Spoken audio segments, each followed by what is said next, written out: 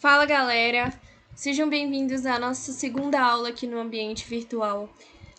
Só para resumir, recapitular um pouco sobre o vídeo anterior.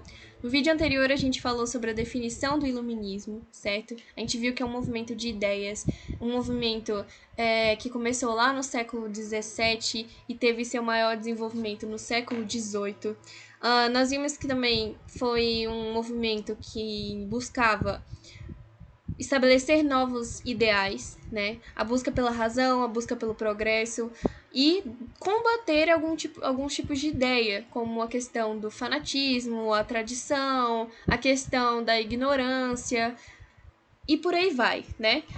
No vídeo passado a gente pôde ver tudo isso.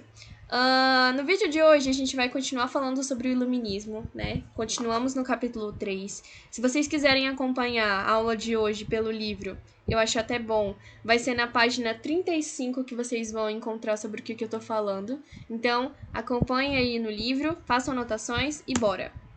Seguinte, a aula de hoje a gente vai falar sobre os precursores do iluminismo, lá do século XVII, ou seja, aqueles que deram início a esse movimento, né, que serviram de base para os iluministas do século XVIII.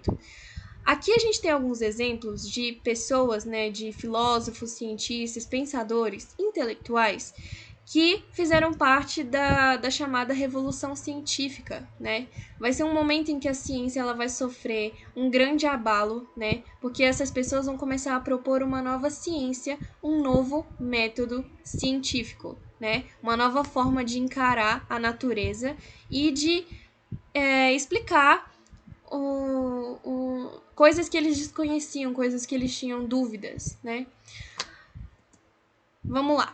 A primeira pessoa que a gente vai começar falando é Francis Bacon. Ele vai ser muito importante para a ciência. Se você for pegar lá a história da ciência e tudo mais, quando a gente chega na ciência moderna, ele vai ser uma peça-chave, porque ele vai começar a falar sobre essa nova ciência. Como seria essa nova ciência? Seria uma ciência que, para ele, deveria ser comprovada através de um método experimental. Ou seja, não bastava só você racionalizar na sua cabeça, você tinha que comprovar através de experimentos, você tinha que ver, usar o sentido da visão para perceber se aquilo geraria um conhecimento verdadeiro.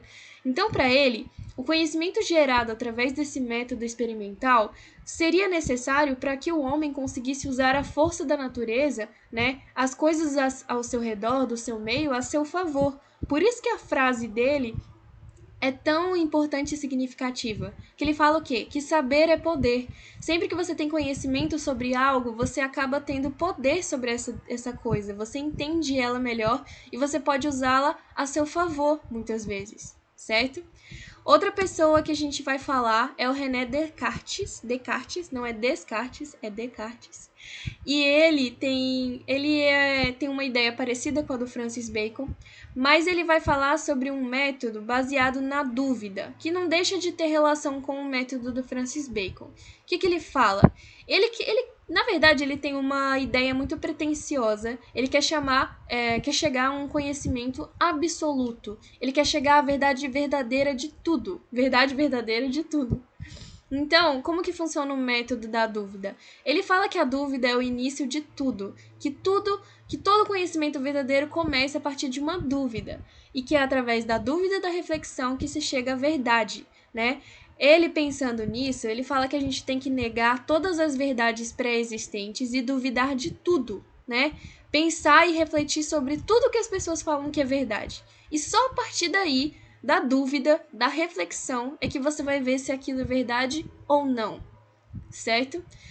Essa frase dele, que é muito famosa, ele fala: penso, logo existo. Porque ele fala que a única verdade absoluta que a gente tem é que quando a gente pensa, a gente está existindo. Que o fato da gente pensar faz com que a gente exista, porque isso prova a nossa existência. Muito doido, né? Mas essa ideia dele, essa questão da dúvida e da reflexão, vai servir de base para a galera lá do século XVIII, os iluministas, né? A partir disso, a partir dessa questão de nunca aceitar uma verdade propriamente dita, de estar sempre refletindo sobre as coisas e duvidar e tudo mais, que os iluministas vão formar suas próprias ideias, né? Questionar o antigo regime, questionar o poder do rei lá no século XVIII. Então, essa frase do René Descartes vai ser fundamental para a galera lá formular suas próprias ideias, assim como do Francis Bacon também. A gente tem também o Galileu Galilei, né? Ele vai ser outro defensor do método científico experimental. Ele vai falar que as hipóteses, as nossas dúvidas, elas só podem ser confirmadas através de experimentos. Ou seja, não adianta nada a gente ter uma ideia aqui e não conseguir comprovar ela de forma concreta, né? Outra coisa é que ele defendia o heliocentrismo. Ele vai ser um dos defensores, né? Vai ser um cientista que, através das observações que ele faz, porque ele vai ter muito sucesso no campo da astronomia, ele vai construir um dos primeiros telescópios da humanidade, né? Ele vai observar a superfície da Lua e também observando o espaço e tudo mais, ele vai defender a ideia do Nicolau Copérnico, de que na verdade, as coisas não giram em torno da Terra, é a Terra que gira em torno do Sol. E por conta dessa ideia, ele inclusive vai ser condenado pela Igreja Católica, né? Ele vai ser condenado à prisão domiciliar e vai passar o resto da vida dele dentro de casa, não podendo sair, por conta dessa condenação no Tribunal da Inquisição. Então, a gente tem um pensamento de que muitos desses cientistas, quanto mais eles se aproximam da ciência, mais eles negam a figura de Deus e tudo mais. Pelo contrário, galera, a maioria desses caras aí que eu falei para vocês, e muitos outros, eles eram extremamente ligados a essa figura divina, eles acreditavam em um ser superior. Tanto é que quanto mais eles se aproximavam da ciência e das coisas que eles desconheciam, mais eles reconheciam que tem toda uma força divina por trás dessas coisas, né?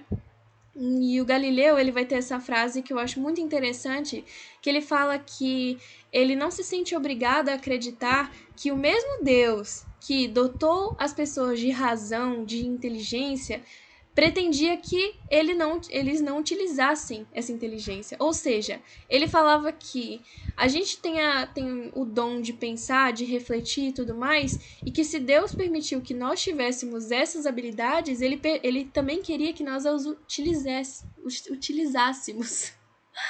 Utilizássemos essa inteligência e essa razão. Então, é muito importante a gente fazer essa relação, que não necessariamente as pessoas que contrariavam o que a igreja falava, elas desacreditavam numa figura divina, desacreditavam de Deus. Beleza, galera? Então é isso, essa é a nossa aula 2 e já dá para correr lá para ver o vídeo 3, que a gente continua essa discussão. Beleza?